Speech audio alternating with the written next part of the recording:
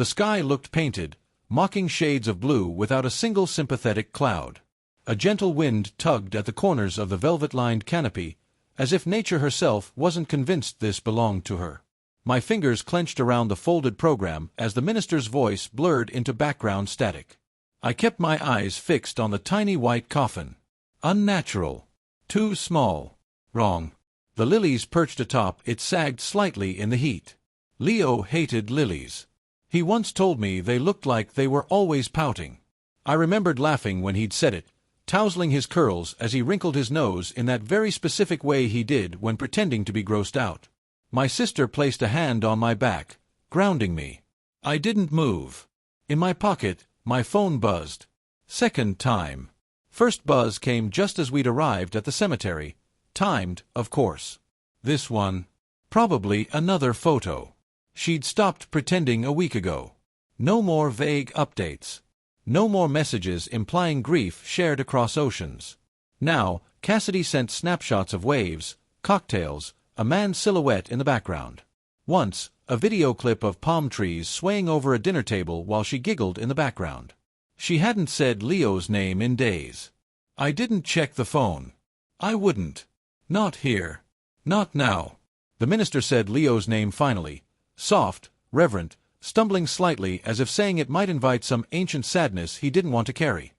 He paused afterward, letting silence answer for him. That silence gutted me.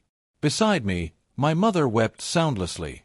My father stood stiffer than the coffin lid, jaw locked, tears collecting in the corner of his eyes, unspilled. I looked to the other side of the grave. The space where she should have stood. A mother's place. Empty. Not just physically. She'd left the night he passed. 12 hours after we watched our son's chest fall for the final time, Cassidy was packing. I didn't know then. I was sitting in the hallway outside his hospital room, clutching his favorite stuffed dinosaur. I didn't hear the cab pull up. She didn't even say goodbye. Just texted. I need space. I'm going to Hawaii with Trevor. You should grieve your way. I'll do mine. Trevor. Fucking Trevor. His boss, not mine. A wealthy investor from the West Coast. Smooth. Smiled with teeth too perfect. I'd met him twice, once at a gala, once at a conference Cassidy dragged me to. She said he was a business connection. I should have known better. I tried to breathe through the rage. The minister's voice faded again, lost under waves of heat and heartbreak.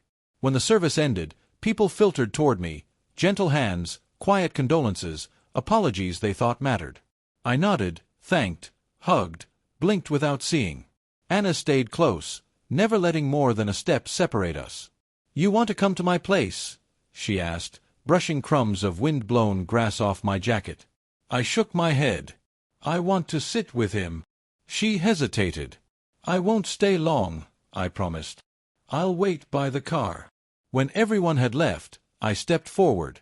The coffin hadn't been lowered yet. The gravediggers were waiting discreetly at a distance, giving me this one last moment. I crouched, placed the dinosaur beside the lilies, and whispered, "Daddy's still here."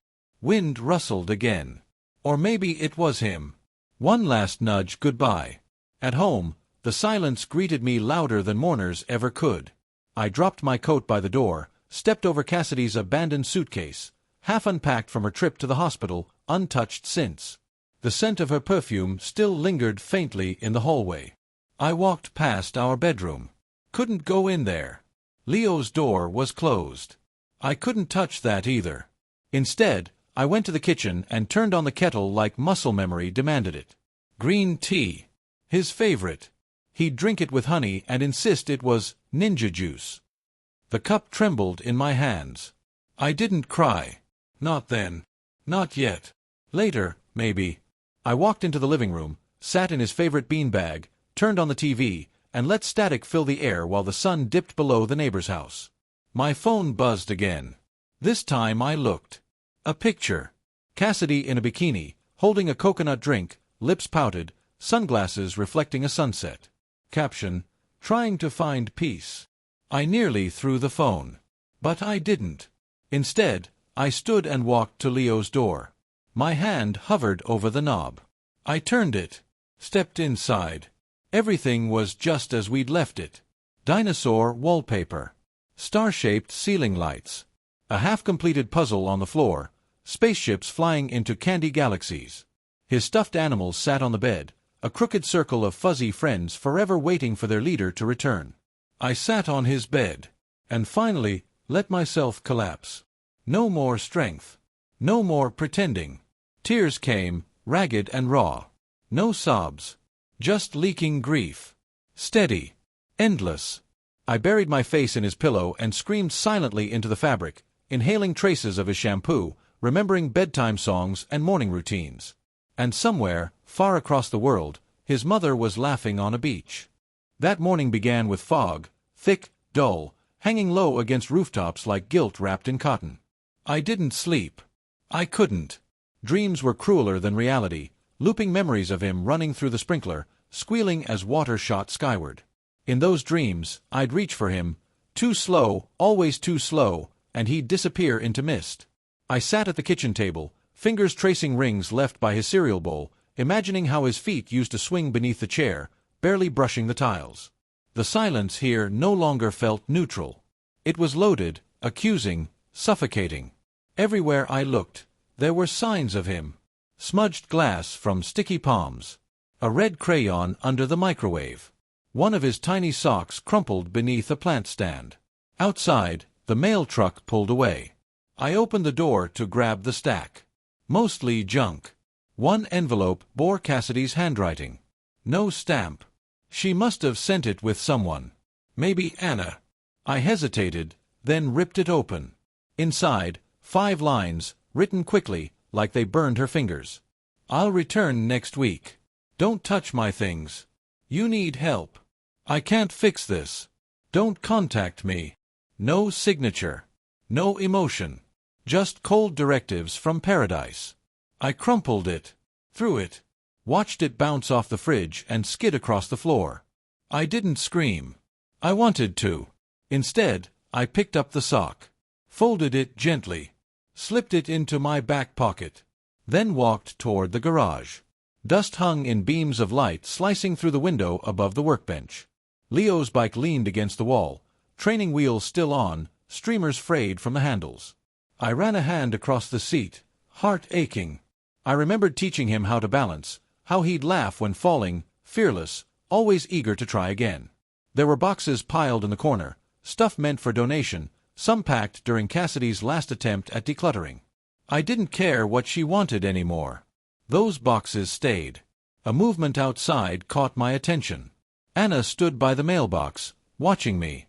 I opened the garage door. She walked up, gently tugging at the sleeves of her cardigan. "I brought food," she said.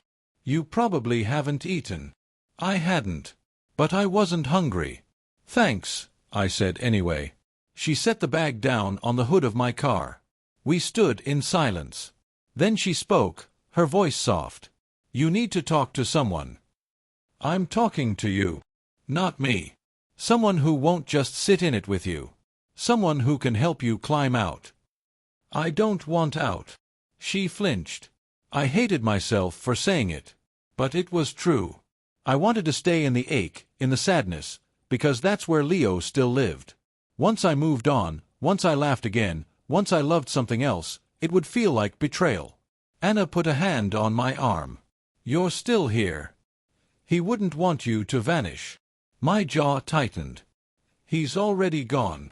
"I know." She stepped closer. The hug came unexpected. Warmth. Pressure. Breath against my neck. She didn't let go right away. And when she finally did, her eyes held something I didn't recognize. Something I shouldn't recognize. "I'll come by tomorrow," she said. "Okay." After she left, I sat on the garage floor for hours. Afternoon light faded.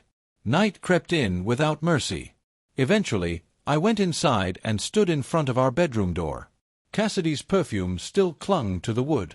I turned the knob. The room looked like a magazine spread, perfect bedding, minimal decor, scented candles. Cold.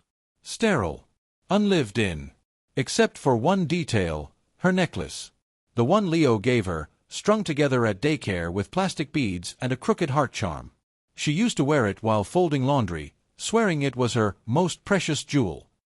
Now, it lay discarded on the dresser, dusty, forgotten. I picked it up, stared at it, felt the weight of those tiny fingers stringing them together. Then I threw it at the wall. The beads exploded in every direction. I didn't pick them up. I climbed into bed, fully clothed, and stared at the ceiling until darkness swallowed everything. Morning came again. This time, Cassidy called. I didn't answer. She left a voicemail. Hey. I saw the letter wasn't in the drawer. I meant what I said. I need this time. Please respect that. I don't want drama. Drama. My son's funeral wasn't drama. It was devastation. It was annihilation. It was the end of a world she helped create, then abandoned. I blocked her number. That night, Anna came again. She brought wine. We drank, talked, laughed. Once. I hated myself for it. But I needed it too. The couch was comfortable. Familiar. Her head leaned on my shoulder halfway through the second glass. I didn't move. When she looked up, our eyes locked. She leaned closer. I didn't stop her. The kiss started soft. Then hunger took over. Pain blurred into need, into desperation, into two broken people filling gaps with fire. Her hands were gentle, exploratory. Mine were shaking. But we didn't stop. Couldn't. It wasn't love. It was escape. And I wanted nothing more than to disappear. When it ended, she rested her head on my chest. Neither of us spoke. Eventually, she left. Didn't say goodbye. Didn't promise anything. Just disappeared into the same fog that swallowed every beautiful thing I once had.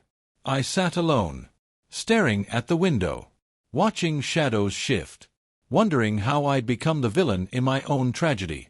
Cassidy cheated with her boss. I cheated with her sister. And Leo, he was gone.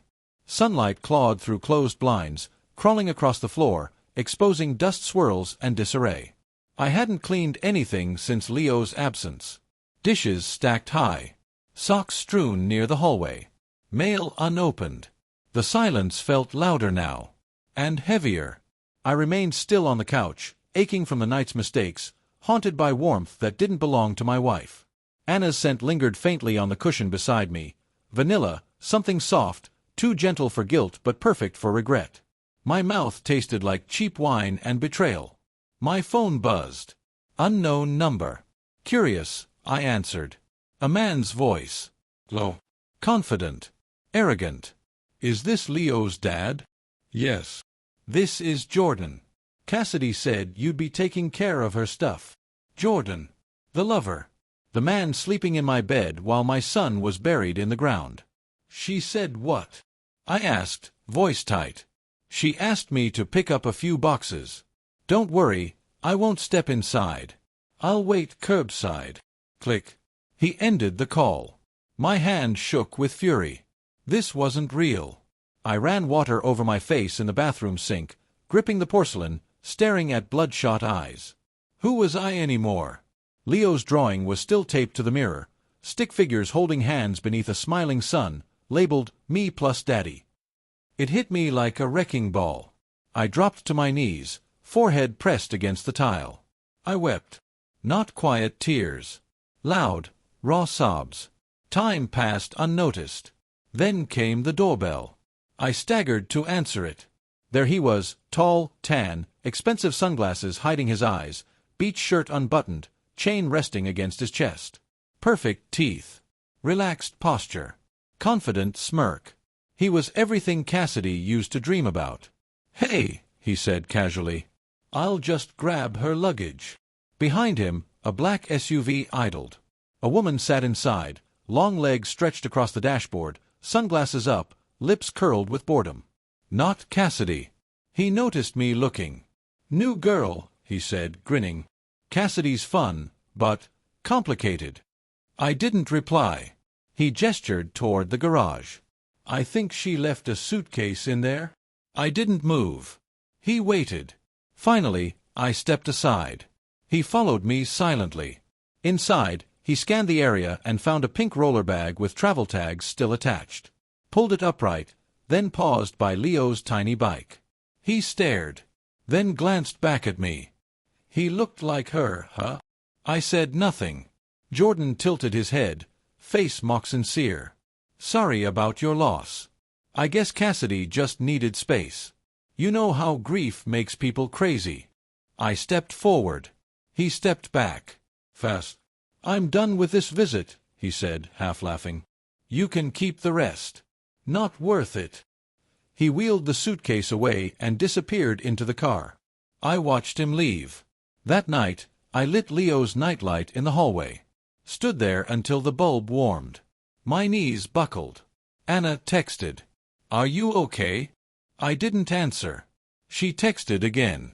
You don't have to face this alone. But I did. Because nobody could carry this for me. And nothing I did could erase the fact that I kissed Cassidy's sister while grieving our son. I pulled out photo albums, ones we used to flip through as a family. Leo's birth. First crawl. Halloween costumes. Sandcastle masterpieces. His gap-toothed smile. Cassidy smiling beside him. No hint of the storm waiting ahead. Hours slipped past. At some point, my stomach growled. I microwaved leftover pasta, then sat beside the empty high chair he hadn't used in over a year. Halfway through the plate, the door creaked open. Anna. Hair tied back. No makeup. Eyes glassy. I knocked, she whispered. You didn't answer. I didn't hear. She stepped closer. Saw the photo album. Touched a corner gently. Then sat. We didn't talk. We flipped pages. One after another. Each heavier than the last. Finally, she whispered, I miss him too. I know. We didn't touch. We didn't cry. We just remembered. That night, I made up the guest room for her. She didn't ask. She simply walked toward it. Paused at the door. Good night. Night. Nothing more. I slept on the couch. Dreamed again. Leo running in circles. Calling my name. I called back. But my voice wouldn't reach him. When I woke, sweat drenched my shirt. Anna had made coffee. And pancakes. Just like Cassidy used to. Only Anna added blueberries. Leo loved blueberries. I didn't know what else to do, she said, sliding a plate toward me. You didn't have to. I know. But I ate anyway. Chewed slowly. Tasted memories in every bite. After breakfast, she found a laundry basket and started folding the piles without asking. I watched. She hummed. Softly. A tune Leo once sang in the car, off-key and loud. I nearly broke again. But held myself together. She didn't speak much after that. By afternoon, the house looked different. Still full of pain. But less suffocating. Anna stayed until evening. Then returned 2 days later. Then again. Always quiet. Always helpful. Never demanding. Then, one day, Cassidy called from another number. I didn't answer. But she left a voicemail. Jordan and I broke up. I'm coming back. We should talk. I didn't save the message. I didn't reply. Instead, I turned on Leo's favorite movie. Sat alone on the floor, clutching the sock I still carried, and waited for clarity. None came. Weeks slipped through fingers like sand I couldn't grip.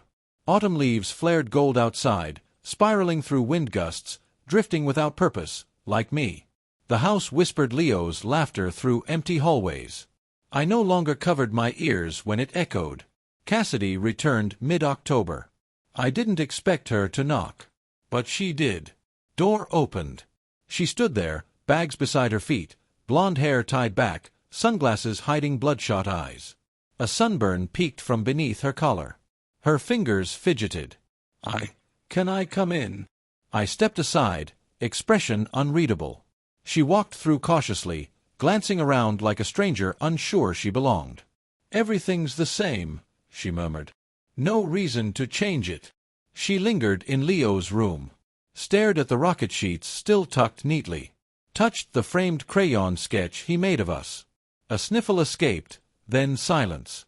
Finally, she whispered, "I missed his funeral." I didn't answer. She turned slowly, hands trembling. "You blame me." "I do." Her chin dropped. "I deserve it." "You do." She didn't defend herself. Instead, she pulled something from her purse, a sealed envelope. "I wrote this in Maui. Thought you'd throw it out. Maybe you still will." She placed it on the coffee table. Didn't push it closer. Didn't explain further. "Then, Anna told me she helped while I was gone." "She did." "She kissed you?" "Yes." Cassidy flinched like I'd slapped her. "I never stopped loving you," she said quickly. "But you stopped being faithful." Tears rolled down her cheeks now. "He was supposed to save us," she whispered. "I thought I was strong. Then everything shattered. You left him's burial for a beach escape. Jordan made me feel seen. And Leo didn't." She looked ashamed. Ashamed wasn't enough. I picked up the envelope, still unopened. "I'll read it." She nodded, heading for the door. "I'll come back tomorrow." I didn't say that was okay. Pause. "Do you want me gone forever?" Silence. She left without another word. When she vanished down the sidewalk, I opened the envelope. Inside, a long letter, handwritten on hotel stationery, ink smudged near the end. It read like a confession, maybe apology. She detailed her grief, her rage, her disconnection, her lust, her guilt. Regret wrapped every word like poison ivy, climbing from page to heart. She admitted everything, even things I hadn't known. It hurt, but it helped too. Somehow. I folded it gently, slid it into Leo's memory box. Not for forgiveness. Not for forgetting. Just for keeping. Later that night, Anna returned. She didn't ask if Cassidy had come. I didn't offer it either. She brought wine. 2 glasses. Sat near the fireplace with a blanket tucked over our knees. "I dreamed of Leo last night," she whispered. "Me too. He was riding a green bike. Downhill. Laughing." I smiled faintly. She looked sideways at me. "Do you love her still?" The question hung between us like smoke. I answered honestly. "I don't know." "Do you love me?" Pause. "Not yet." She nodded. Honest too. "I think that's fair." She leaned her head on my shoulder. We didn't touch more than that. No lust tonight. Just shared sorrow. Sunlight woke us. She made eggs. I made coffee. That day, we visited the cemetery together. Anna placed fresh flowers, blue hydrangeas, Leo's favorite. I brought a small rocket ship toy. We didn't speak. We just stood there until clouds rolled across the sky, scattering light across his stone. The next afternoon, Cassidy returned again. She knocked softly. Anna answered the door. They stood face to face. Exchanged no smiles. But no slaps either. Cassidy said, "I'll come later." Anna nodded once. Then closed the door. Peace wasn't built in a day. But silence can be sacred. I saw both women differently now. One represented what crumbled. The other, what might one day rise. Cassidy came by twice a week. We never resumed what we had. She'd sit in Leo's room, hold his teddy bear, whisper songs. I never stopped her. But I never invited more either. One evening, she looked at me and said, "I'll go. Permanently." "Why?" "You need a life again." I didn't stop her. Anna stayed. Months passed. Winter painted windows with frost. Spring returned like soft forgiveness. One April morning, I found Anna planting daffodils beside the porch. Leo's laughter echoed in the soil.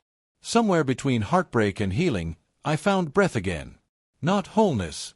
Never that. But strength. I looked at Anna's hands covered in dirt and remembered love doesn't always scream. It sometimes whispers in the smallest kindness. I bent down beside her. Together, we made something grow. The end.